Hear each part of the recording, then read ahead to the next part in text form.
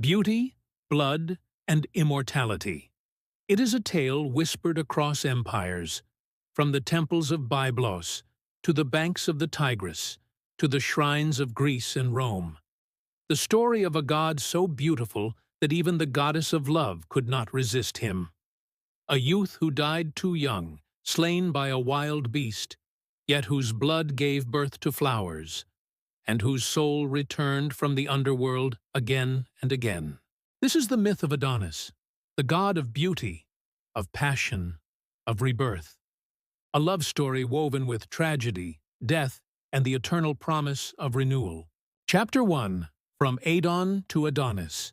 Long before the Greeks told of Adonis, the peoples of the Near East knew him as Adon, the Lord. Among the Canaanites, Adon was a god of beauty, fertility, and perpetual renewal. In Ugarit, he was linked with Baal. In Babylonia, he was Tammuz or Dumuzi, the youthful shepherd god whose seasonal death and return marked the cycle of crops. In Egypt, he was Osiris, the murdered king resurrected through Isis's love. The myth traveled westward, carried by Phoenician sailors and merchants. Cyprus became the bridge. Here, Adon transformed into Adonis, embraced by the Greeks as the mortal lover turned god of Aphrodite. The Romans would later call her Venus, and yet the story remained the same. A young god who dies, who returns, and whose fate shapes the rhythms of nature itself. Chapter 2. Birth in Scandal, Beauty in Blood. The Greeks preserved a darker origin tale. A king named Cinyras of Cyprus, or in some versions, Thais, king of Assyria, had a daughter named Myrrh. Proud, he boasted that she was more beautiful than Aphrodite herself. Such hubris cannot go unanswered. The goddess of love, enraged, sent her son Eros to strike Myrrh with a forbidden passion. Love for her own father. Deceived, Cinyras committed incest with his daughter. When truth dawned, he raised his sword to kill her. Myrrh fled, ashamed, heavy with child, and begged the gods for deliverance. They transformed her into a myrrh tree. Her tears hardened into its fragrant resin. 9 months later, the bark split. From within emerged a child of impossible beauty, Adonis. His name, echoing Adon, the Lord, was a destiny written in flesh. Chapter 3. Aphrodite, Persephone, and the Love of Gods. When Aphrodite first laid eyes on the infant Adonis, she was overwhelmed. His beauty was unearthly, dangerous, irresistible. To protect him, she placed the child in a box and entrusted it to Persephone, queen of the underworld. But beauty seduces even the sternest heart. Persephone opened the casket. She, too, fell in love. When Adonis grew to youth, 2 goddesses, Aphrodite of heaven and Persephone of the underworld, claimed him. The quarrel reached the throne of Zeus, king of gods. His judgment was Solomon-like.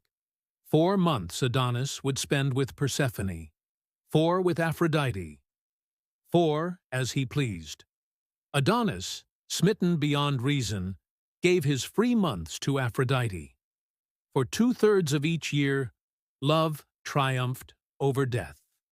Chapter 4. The Hunt and the Tragedy. But beauty and desire cannot escape fate. Adonis loved the hunt. Despite Aphrodite's warnings, he pursued wild beasts with youthful daring. In the forests of Africa, near Byblos, destiny struck. A wild boar, sent by jealous gods, some say Ares, enraged at losing Aphrodite's love, gored the youth. Adonis bled into the arms of the goddess who loved him most. Aphrodite anointed his wounds with nectar, but her magic could not save him. He died, staining the earth with his blood. From that mingling of blood and nectar, a new life sprang forth. The crimson anemone flower, fragile, fleeting, blooming only for a short season before fading. His blood ran into the river, coloring its waters red. Thus, the Adonis River, today called Nar Ibrahim in Lebanon, flowed each year with the memory of his death. Chapter 5. Death, Return, and Rituals of Byblos. Yet the story does not end in death.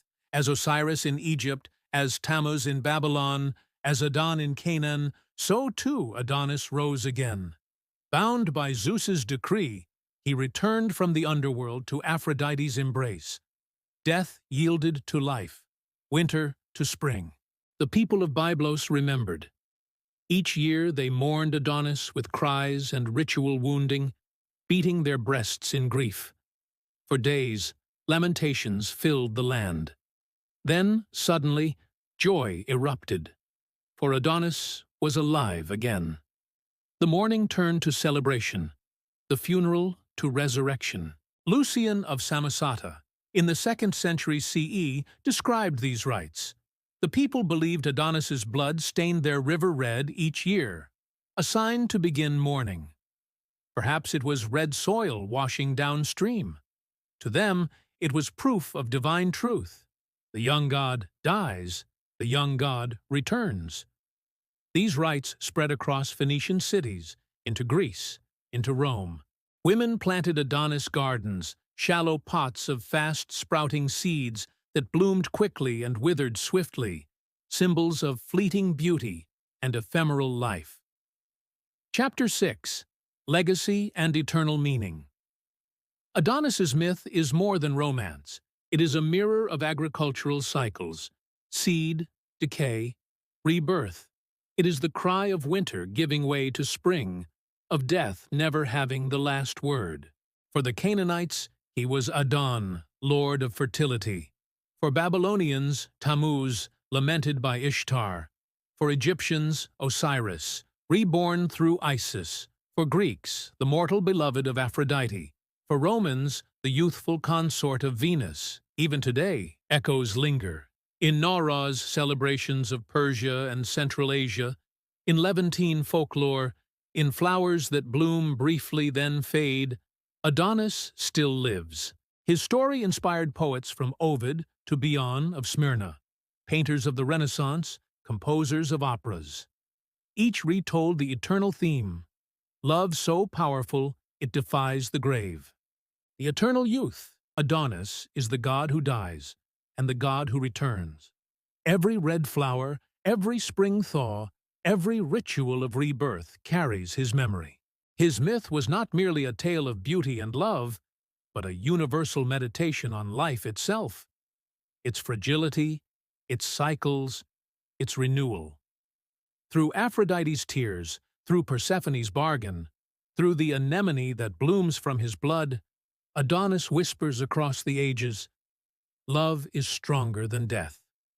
Beauty fades, but returns, and no soul, god or mortal, is ever truly lost.